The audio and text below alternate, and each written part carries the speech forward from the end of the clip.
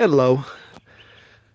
So a couple of videos back, I think I mentioned that I wanted to make one about this car, and the reason was that the production date on this car was really late in the model year, and I thought that was pretty interesting. It's kind of unusual, so I thought we would just look it over real quick, and I'll show you how I know that, and maybe give you some info about how to tell when your Mopar was built.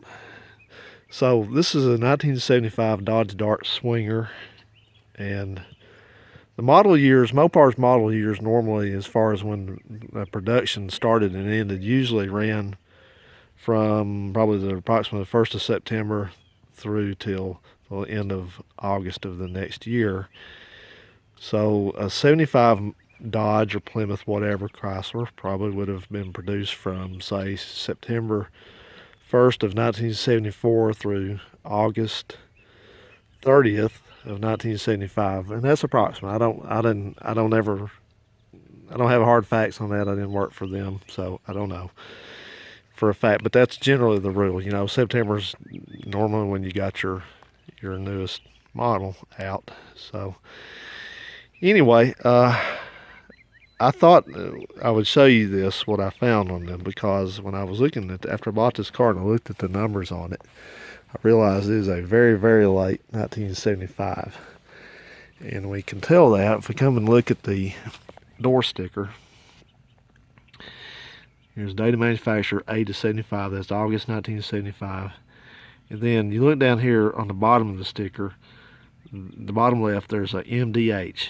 And then you look over here, that's month, which is 08. That's August. The day is the 29th. The hour, H stands for hour, that was the 20th hour, so it was 8 o'clock p.m. approximately. So it was built at 8 o'clock p.m. on the 29th of August 1975, so there's only one day left in the month.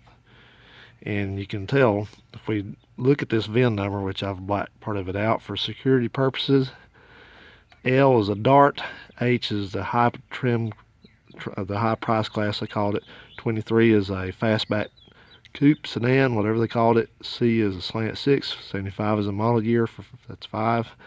B means it was built at Hamtramck, which is Dodge, Maine, and they started at the 100,000, so this is a 389 VIN number, so that's way up there. That means there were 289,000 approximately made before this one that year. So that's pretty interesting. This thing was very, very late off the assembly line. And if we come in here and look at the fender tag also, it kind of shows us something else pretty interesting. The fender tag always has the same information on it, plus more. It's got things like the engine and the transmission and all that. And then at the bottom you see the VIN, the same VIN, LH23C5B389, blah, blah, blah. But what we're really concerned about is that Mopar always puts a date code, and this is not the date it was actually manufactured. This is the date that they planned for it to be manufactured. So this one says 919, and the way that you decode that date code, scheduled production date is what they called it. The first digit is the month, and then the second 2 digits, or 1 digit, whatever it is, that's the day of the month. So this car, even though it was built at the end of August, it was scheduled to be built in September, on September the 19th. That's when their computer system projected that this car would be built. So what's fascinating to me about that is that this car was probably not intended to be built as a 75. It was intended to be built as a 76, because that would be in the 76 production by then. And so I'll tell you something funnier about that I'm kind of guessing at. But real quick, before we go away from this, now there's always 3 digits here, and you're going to say, well, what happens when you get past September? Well, 1 through 9 is like January through September, and then October, November, December is ABC. So if you had an A19, that would be October the 19th, B19 be November the 19th, and C19 would be December the 19th. So that's how they did it, but there are always three characters. So, but what I thought was interesting about this was I have an idea. The gentleman that comments on my videos, Mr. Hampton, I think it is, he worked for them as a salesman, I believe, so he probably can add to or correct what I'm going to say here. But I'm thinking that when this car was, I don't think it was ordered by an individual. I think this was just ordered by Huntsville Dodge there on Wheeler Avenue. That's where they used to be. I think it was ordered by them as just stock, meaning that they made an order out for, you know, some darts, some swingers, some darts, some Coronets, some trucks, maybe vans, you know, just routinely to replenish what they had on the lot. So they probably just ordered this car, and they were probably thinking, if I had to guess that, they're probably thinking, well, if they ordered it in August, mid-August or so, that, you know, Chrysler's probably so slow building them that they would probably get these as 76s. But Chrysler, Mopar probably pulled a fast one on them in a way and went ahead and hurried up and built it because they were slowing down production at the end of the year. They probably had excess capacity. So they just knocked this thing out and got it pushed through. And so when they got their cars, they were 75s instead of 76s. So they were probably a little bit ticked off about that. I don't know that for any kind of fact. I'm just guessing at it. But there weren't really many differences between the 75 and the 76 Dart. The only real difference up here, the 76s have orange marker turn signal lenses. That's a big change in it. And then inside they changed to that awful looking, you think this steering wheel looks bad, they changed it to that one that has just a single bar across it. Looks even worse than this one. And they, for whatever reason, get this, they actually stopped bolting the mirror up to the frame of the car up there and glued it onto the windshield. 1 year only. But anyway, that's that. I thought that was a little interesting how that worked out. Never had one of these cars that was that late in the model year. Most of them I've ever had have been built like in September and October, because they built a bunch of them those 2 months. And a couple other things too. People, you ever talk about these cars, the 74 and 75 and 76, and the first thing out of people's mouths usually is, oh yeah, that's the ones that had those seatbelt interlocks that they would never start until you buckled the seatbelts up, and then sometimes they still wouldn't start. Well, this car does not have that. This car has a seatbelt warning system. It's like a modern car, where if you start the engine, turn the key on, but your belt's buckled, then it's got a light that lights up, and it's got a buzzer that goes off bzzz, for a certain amount of time, 10 seconds, whatever it is, and then it goes off, you know. But it does not in any way impede the starting of the car, because 74s all had that. And then they started putting them on 75s, and I think somewhere I read rather, that it said that in January 1975 they struck down that mandate, so that anything built after that didn't have to have the interlock, and this car does not have it. It would be back here, and there are a lot of wires up here. You know, they moved that resistor, that starter relay. It used to be down here, but they moved it up there for the more recent cars.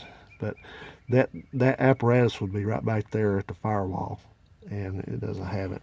I don't know what this is yet, but this ain't it, because there is no button on this thing. You know, those things have a override button.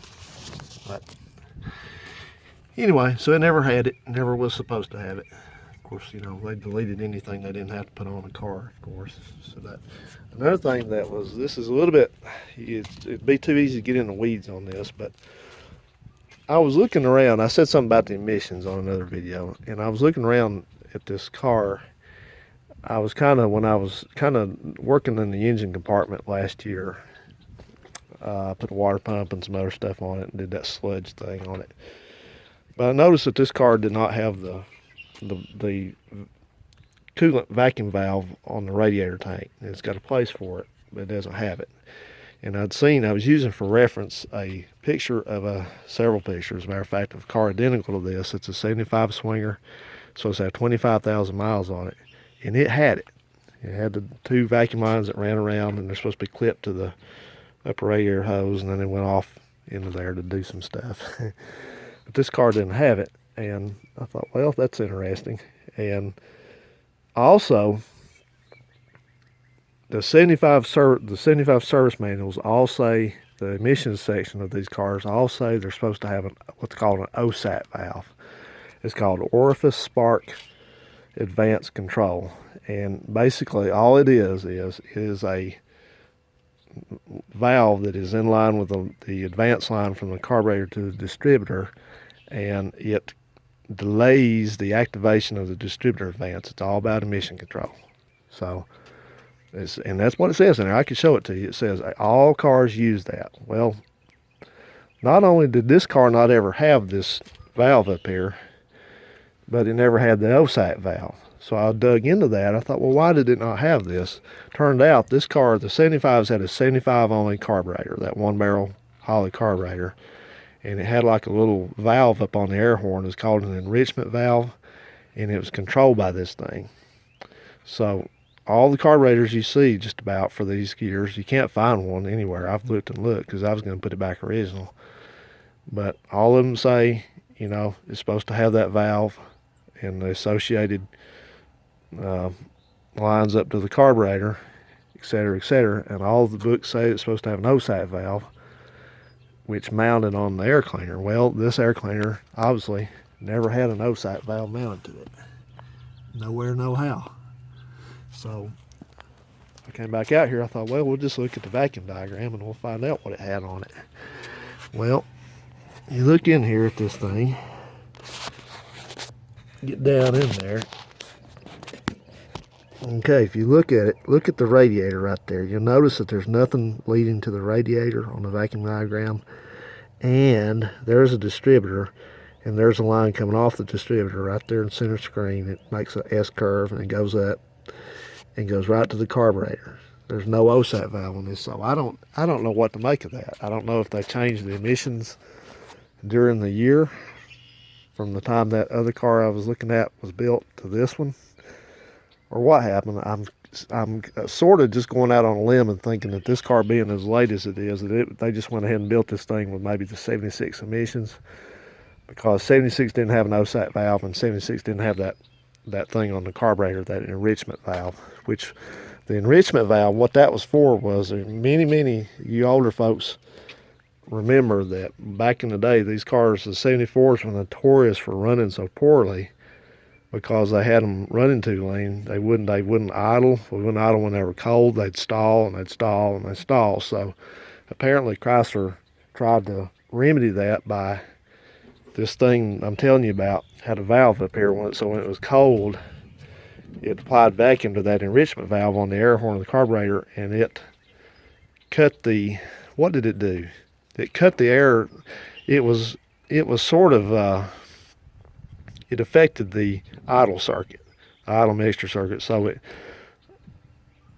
the end result was that when it was cold, it cut off the air to the idle circuit slightly, so it enriched the idle circuit, and so it would idle. And they're trying to keep it from stalling so much. I don't know if it worked or not. Apparently it didn't, because they did something else later on. So anyway, but this car never had it, even though it's a 75. So that's to me, being a numbers geek and a date code geek and stuff like that, and the kind of, whatever you want to call it, just trivia. It's fascinating for me to know stuff like this, that, this car's original, but it was different from a car that was built earlier in the year. So, but anyway, that's about it, guys.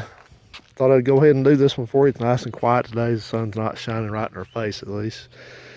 And, yeah, so we will see you on another one, I reckon. So hope everybody's having a good day, good evening, and have a better one tomorrow. Take care.